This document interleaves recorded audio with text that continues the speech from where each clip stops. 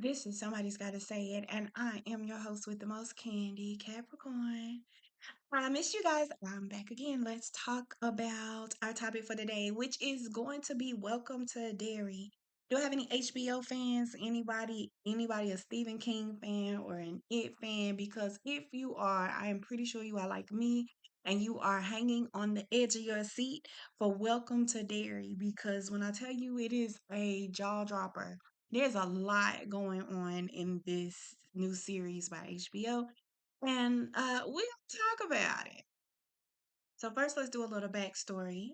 Welcome to Derry is a TV series that's based on the books It by Stephen King. So on the book It is a novel written by Stephen King, and we've had now two movies from this book and then a remake of both of those movies. So there's It Part 1 and 2, and then the remakes of It Part 1 and 2.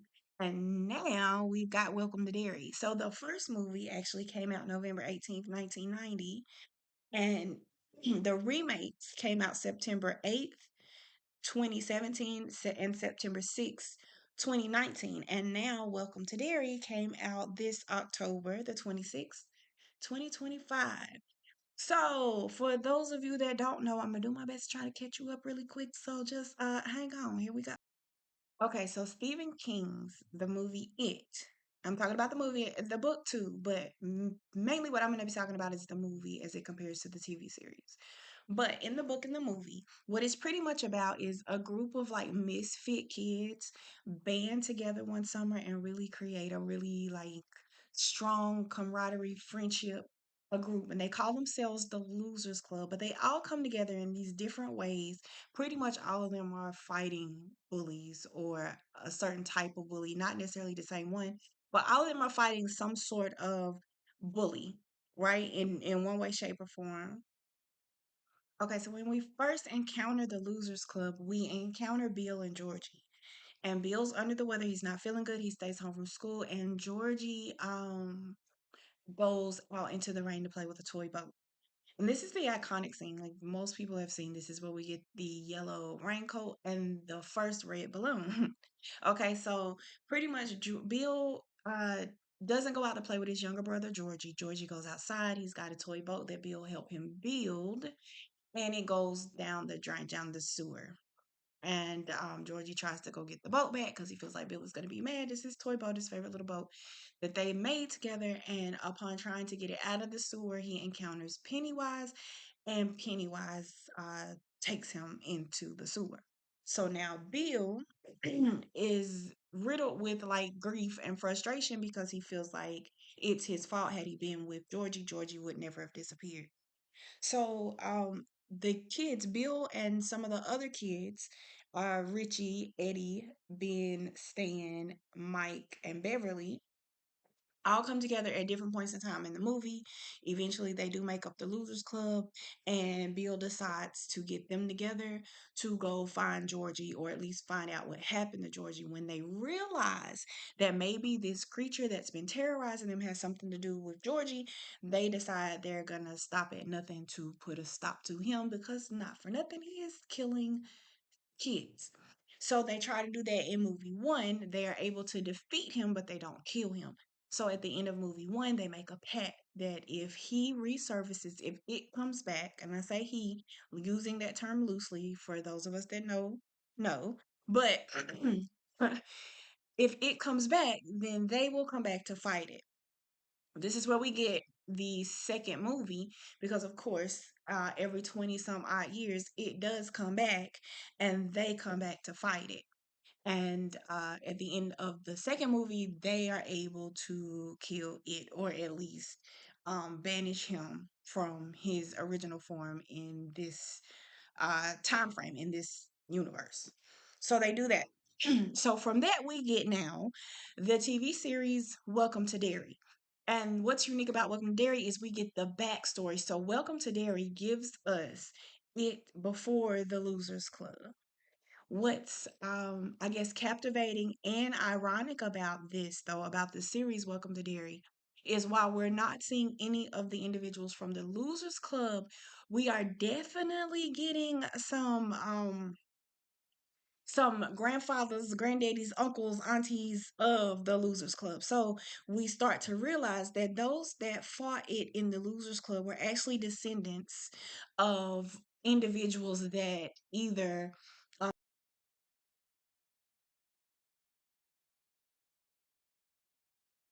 okay, so in Welcome to Derry, we meet a whole new set of characters, or so we think. Okay, so our new set of characters is going to be Maddie, Susie, Phil, and Teddy at first. Okay, so here's what we're going to do. We're going to talk about episode one. Episode one, we meet Maddie. And we already know from it that we gotta have a I'm gonna say it this way. In the it universe, we gotta have a sacrifice at the beginning. Georgie was the first sacrifice at the beginning. It took him with I mean, it didn't ask no questions. As soon as the movie came on and Georgie got outside, he got. And it's pretty much the same thing with Maddie. Now we don't really get a lot of backstory initially on Maddie. We just know he's a troubled kid. He's ready to get away from Derry at all costs. We don't really know if he's been too terrorized by it yet.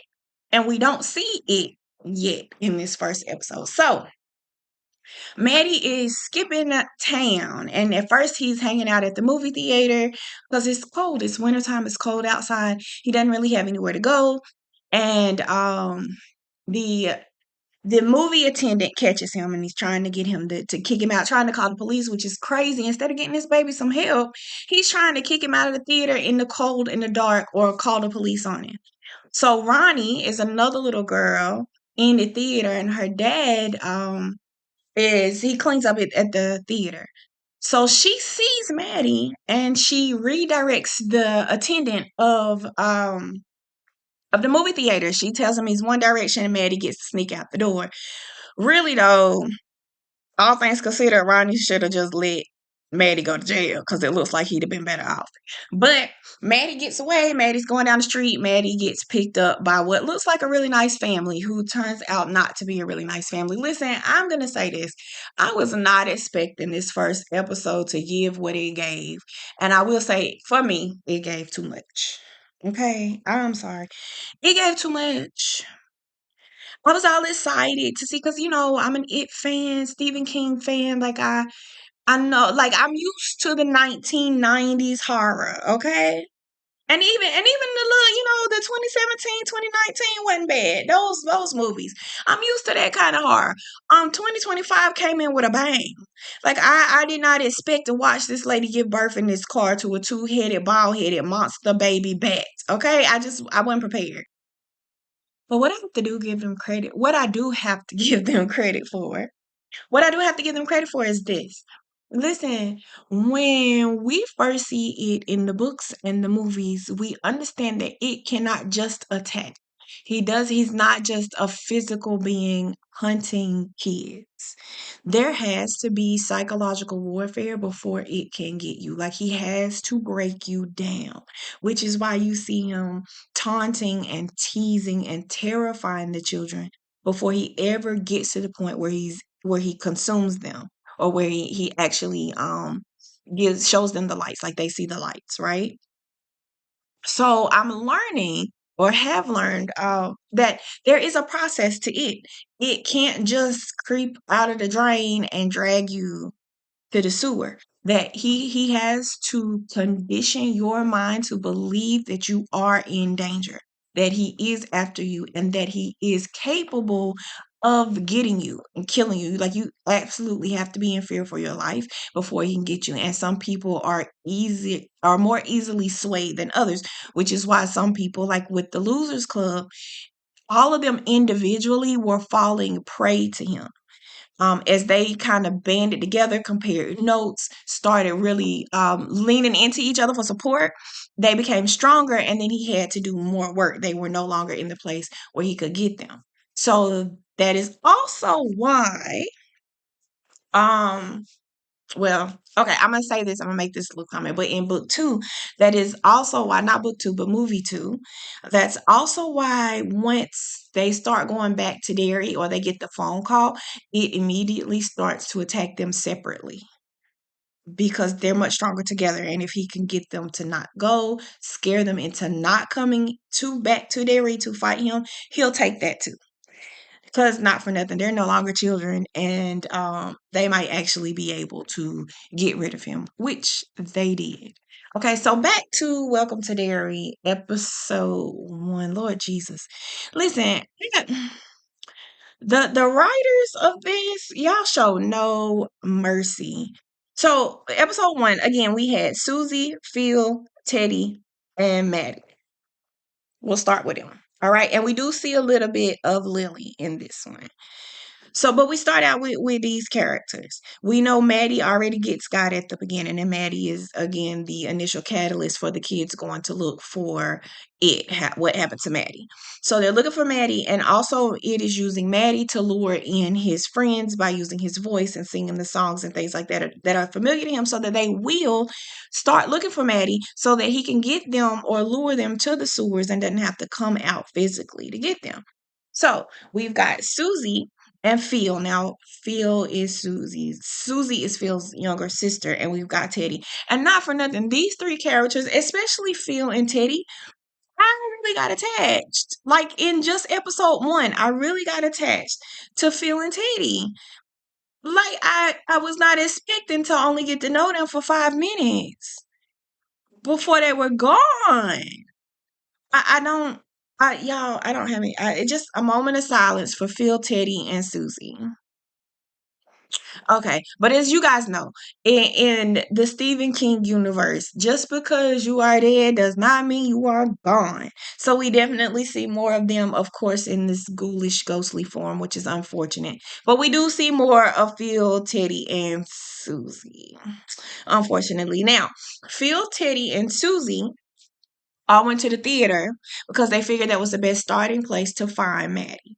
So they go with Ronnie and Lily. Now, if you remember, Ronnie ran into Maddie at the movie theater. So she was like, let's start there. Plus, they all kind of realized they've been hearing kids' voices and singing, and a lot of it was going on in the theater, in the basement of the theater. So they go looking for Maddie, and this is where it offs pretty much everybody except for Ronnie, who wasn't in the room, and Lily is the only one that makes it out. Encountered it or fought him previously. And so there is really like a bloodline generational thing going on there where